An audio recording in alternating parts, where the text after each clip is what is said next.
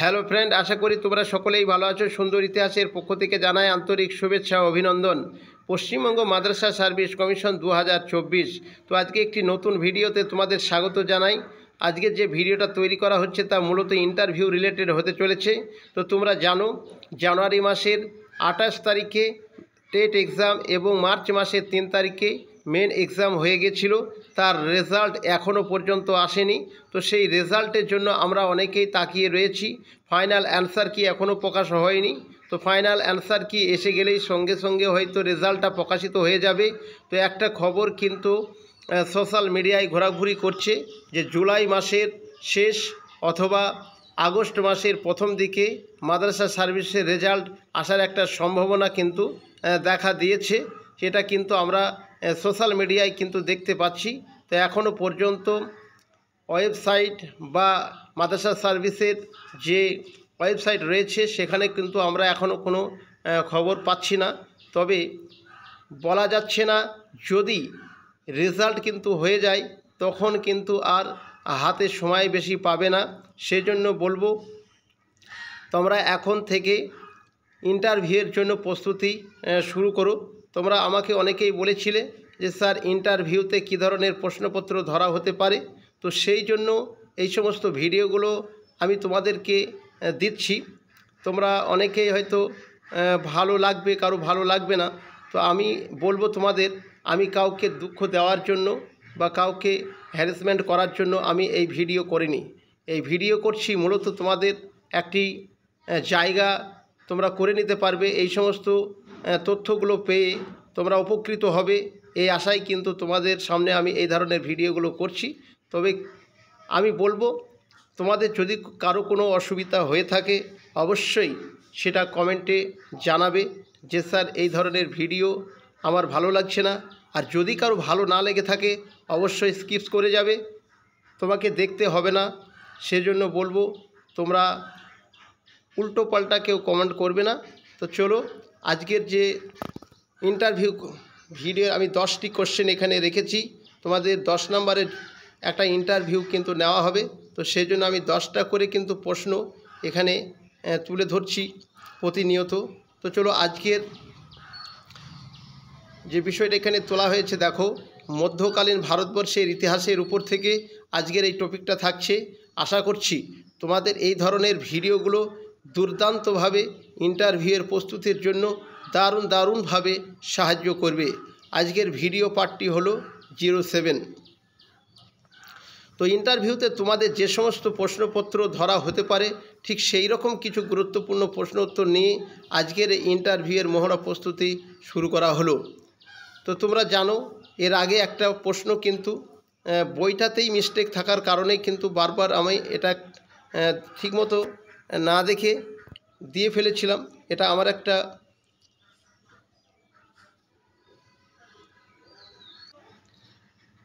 Misguide বলা যেতে পারে। তবে এটাকে কারেকশন করে নিয়েছি এবার আমি। 1875 খ্রিস্টাব্দে প্রতিষ্ঠিত আলিগড় অ্যাংলো ওরিয়েন্টাল কলেজ কবে আলিগড় বিশ্ববিদ্যালয়ে পরিণত হয়? এটি বইতে কিন্তু যে বইটা থেকে আমি তৈরি করেছিলাম সেখানে 1820 সালের 9 সেপ্টেম্বর লেখা হয়েছে, কিন্তু প্রশ্নটা একদম এই সালটা কিন্তু হচ্ছে না। আমরা তো প্রথমেই দেখতে পাচ্ছি যে 1875 সালে আলিগড় অ্যাংলো ওরিয়েন্টাল কলেজটা প্রতিষ্ঠিত হলো, তারপরে এটি হবে। তো এটা কি করে আবার পিছনের দিকে আসতে পারে? তো যাই হোক, এই জিনিসটা একদম মিস্টেক ছিল বইয়ে, যে কারণে এটা গুরুত্বটা খুব হয়তো বেশি না দেওয়ার কারণে হয়তো এটা আমার একটা সমস্যা হয়েছে। তো 1920 সালের 9 সেপ্টেম্বর এটাকে ঠিক করে নেবে। তো চলো, আজকের যে নতুন 10টি প্রশ্ন আমরা দেখব এখানে। 1 নম্বর প্রশ্ন দেখো, কোন ইতিহাসবিদ মধ্যকালীন ইতিহাস চর্চাকে মুসলিম ইতিহাস চর্চার ঔপনিবেশিক যুগ বলে বর্ণনা করেছেন? কোন ইতিহাসবিদ মধ্যকালীন ইতিহাস চর্চাকে মুসলিম ইতিহাস চর্চার ঔপনিবেশিক যুগ বলে বর্ণনা করেছেন? তো এই প্রশ্নের যেটা সঠিক উত্তর হয়ে যাবে তা হলো অধ্যাপক হার্ডি, অর্থাৎ পি হার্ডি। ভারতের ত্রয়োদশ শতক থেকে পঞ্চদশ শতকের মধ্যবর্তীকালীন ইতিহাস চর্চাকে অধ্যাপক হার্ডি মুসলিম ইতিহাস চর্চার ঔপনিবেশিক যুগ বলে বর্ণনা করেছেন। তারপরে আমরা দেখে নেব 2 নম্বর প্রশ্ন, ঐতিহাসিক মিনহাজউদ্দিন সিরাজ কোথাকার মানুষ ছিলেন? তিনি কবে ভারতের দিল্লিতে এসে পৌঁছান? ঐতিহাসিক মিনহাজউদ্দিন সিরাজ কোথাকার মানুষ ছিলেন? তিনি কবে ভারতের দিল্লিতে এসে পৌঁছান? তো এই প্রশ্নের যেটা সঠিক উত্তর হয়ে যাবে দেখে নাও। মিনহাজউদ্দিন সিরাজ মধ্য এশিয়ার মানুষ ছিলেন। তিনি 1227 খ্রিস্টাব্দে তিনি দিল্লিতে এসে পৌঁছান এবং মাঝে প্রায় তিনি 3 বছর বাংলার রাজধানী লক্ষণাবতীতে কাটিয়েছিলেন। এটাও মনে রাখতে হবে। তারপরে 3 নম্বরের প্রশ্ন দেখো, হিস্টোরিয়ানস অফ মেডিভাল ইন্ডিয়া গ্রন্থটির লেখক কে? হিস্টোরিয়ানস অফ মেডিভাল ইন্ডিয়া গ্রন্থটির লেখক কে? তো এই গ্রন্থটির লেখক হয়ে যাবে ডক্টর মহিবুল হাসান। ডক্টর মহিবুল হাসান। তারপরের প্রশ্ন আমরা দেখে নেব 4 নম্বরের প্রশ্ন, অধ্যাপক হাসান নিজামী কোন সুলতানের অভিযানের সঙ্গী হিসাবে ভারতে আসেন? তার একটি লিখিত গ্রন্থের নাম বলুন। অধ্যাপক হাসান নিজামী কোন সুলতানের অভিযানের সঙ্গী হিসাবে ভারতে আসেন? তার একটি লিখিত গ্রন্থের নাম বলুন। তো তোমরা জানো 9-10 অর্থাৎ নবম দশম শ্রেণীর জন্য যে মেন এক্সাম হয়েছিল সেখানে এই হাসান নিজামীর একটি গ্রন্থের নাম কিন্তু সেখানে এসেছিল। তো এই প্রশ্নে যেটা সঠিক উত্তর হয়ে যাবে, তো চলো দেখে নিই। এই প্রশ্নের সঠিক উত্তরটি হয়ে যাবে গজনির সুলতান মোহাম্মদ ঘুরির একটি অভিযানের সঙ্গী হিসাবে হাসান নিজামী ভারতে আসেন। তার একটি গ্রন্থের নাম হলো তাজউল মাসির। তার একটি গ্রন্থের নাম হলো তাজউল মাসির। তো এই প্রসঙ্গে আরও 2-4 কথা আমরা এখানে জেনে নেব। এই গ্রন্থে তিনি 1192 থেকে 1228 খ্রিস্টাব্দ পর্যন্ত সময়কালে ধারাবাহিক বিবরণ লিপিবদ্ধ করেছেন। সুলতানি আমলের প্রথম পর্বের নির্ভরযোগ্য উপাদান হিসাবে এই তাজউল মাসির গ্রন্থের গুরুত্ব অপরিসীম, অবশ্যই মনে রাখবে। 5 নম্বরের প্রশ্ন দেখো, মিনহাজউদ্দিন সিরাজ তাবাকাতি নাসির গ্রন্থটি কবে প্রকাশ করেন? তিনি এই গ্রন্থে কয়টি রাজবংশের কথা উল্লেখ করেন? মিনহাজউদ্দিন সিরাজ তাবাকাতি নাসির গ্রন্থটি কবে প্রকাশ করেন? তিনি এই গ্রন্থে কয়টি রাজবংশের কথা উল্লেখ করেন? খুব গুরুত্বপূর্ণ একটা প্রশ্ন। এর উত্তরটা তোমরা দেখে নাও। 1260 খ্রিস্টাব্দে তাবাকাতি নাসির গ্রন্থটি মিনহাজউদ্দিন সিরাজ প্রকাশ করেছিলেন। তিনি তার এই গ্রন্থে 20টি রাজবংশের কথা উল্লেখ করেছেন। প্রায় 20টি রাজবংশের কথা উল্লেখ করেছেন, এটি মনে রাখবে। 6 নম্বরের প্রশ্ন দেখো, ঐতিহাসিক আমির খসরু কবে কোথায় জন্মগ্রহণ করেন? তার পিতার নাম কি ছিল? ঐতিহাসিক আমির খসরু কবে কোথায় জন্মগ্রহণ করেন? তার পিতার নাম কি ছিল? তো এই প্রশ্নের সঠিক উত্তরটা হয়ে যাবে দেখে নাও।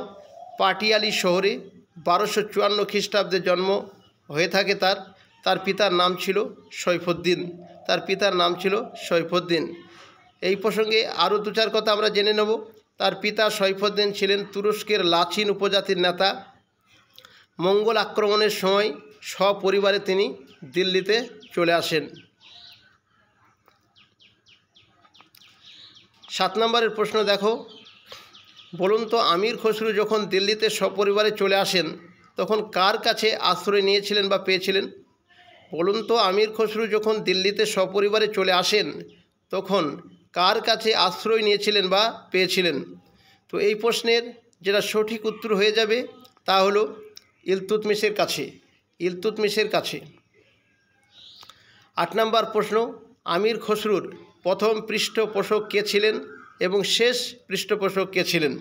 আমির খসরুর প্রথম পৃষ্ঠপোষক কে ছিলেন এবং শেষ পৃষ্ঠপোষক কে ছিলেন? এই প্রশ্নের সঠিক উত্তরটি হয়ে যাবে তার প্রথম পৃষ্ঠপোষক ছিলেন আমিরি হাজিব অর্থাৎ মোহাম্মদ কসলি খাঁ, যাকে মালিক চম্বু বলা হয়। মোহাম্মদ কসলি খাঁ, যাকে মালিক চম্বু বলা হয়। এবং শেষ পৃষ্ঠপোষক ছিলেন সুলতান গিয়াসউদ্দিন তুগলক। সুলতান গিয়াসউদ্দিন তুগলক। তো মধ্যকালীন ভারতবর্ষের ইতিহাস থেকে আজকে যে বিষয়গুলো তুলে ধরা হয়েছে বেশিরভাগটাই ঐতিহাসিক। এরপরে আমরা দেখে নেব ইউরোপের ইতিহাস থেকে 2টো প্রশ্ন এখানে রয়েছে। 9 নম্বরের প্রশ্ন, পুঁজিবাদের জঠরে সাম্রাজ্যবাদের জন্ম কথাটির প্রবক্তা কে? তিনি তার কোন গ্রন্থে এই ধরনের মন্তব্য করেন? পুঁজিবাদের জঠরে সাম্রাজ্যবাদের জন্ম কথাটির প্রবক্তা কে? তিনি তার কোন গ্রন্থে এই ধরনের মন্তব্য করেন? তো চলো এই প্রশ্নের আমরা সঠিক অ্যান্সারটা জেনে নিই। এই কথাটির প্রবক্তা হলেন লেনিন। এই কথাটির প্রবক্তা হলেন লেনিন। এটি তার imperialism the highest stage of capitalism গ্রন্থে তিনি এই মন্তব্য করেছিলেন। তো তিনি এই গ্রন্থে আরও বলেছিলেন যে পুঁজিবাদীরা উদ্বৃত্ত মূলধন বিনিয়োগ করে আরও মুনাফার উদ্দেশ্যে তারা অনগ্রসর দেশগুলিতে উপনিবেশ স্থাপন করে, তবে উপনিবেশ সীমিত হওয়ায় পুঁজিবাদী দেশগুলির মধ্যে উপনিবেশ দখলের জন্য যুদ্ধ অবসম্ভাবী। এই কথাগুলো তিনি এই গ্রন্থে বলেছিলেন। আজকে শেষ প্রশ্ন, 10 নম্বরের প্রশ্ন দেখে নাও। আপনি তো ইউরোপের ইতিহাস পড়েছেন, তাই না? বলুন তো কোন সময়কালকে সাম্রাজ্যবাদের যুগ বলা হয় এবং কেন বলা হয়? আপনি তো ইউরোপের ইতিহাস পড়েছেন, তাই না? বলুন তো কোন সময়কালকে সাম্রাজ্যবাদের যুগ বলা হয় এবং কেন বলা হয়? তো চলো এই প্রশ্নের সঠিক উত্তরটা আমরা জেনে নিই। হ্যাঁ স্যার, আমি ইউরোপের ইতিহাস পড়েছি। 1871 খ্রিস্টাব্দ থেকে 1914 খ্রিস্টাব্দ পর্যন্ত সময়কালকে সাম্রাজ্যবাদের যুগ বলা হয়। কারণ কি? কারণ হলো 1871 খ্রিস্টাব্দ থেকে ইউরোপীয় দেশগুলি আফ্রিকা ও এশিয়া মহাদেশে সাম্রাজ্য বিস্তারের জন্য এক নগ্ন প্রতিযোগিতায় নেমে পড়ে। তাই এই সময়কালকে নিন্দার্থে সাম্রাজ্যবাদের যুগ বলা হয় স্যার। তো এইভাবে তোমরা এই প্রশ্নের উত্তরগুলো দেবে। তো ভিডিওটি কেমন লাগলো অবশ্যই কমেন্ট করে জানাবে। ভালো থেকো, সুস্থ থেকো। Thank you for watching. দেখা হচ্ছে পরবর্তী অন্য কোনো একটি ভিডিওতে। Thank you for watching.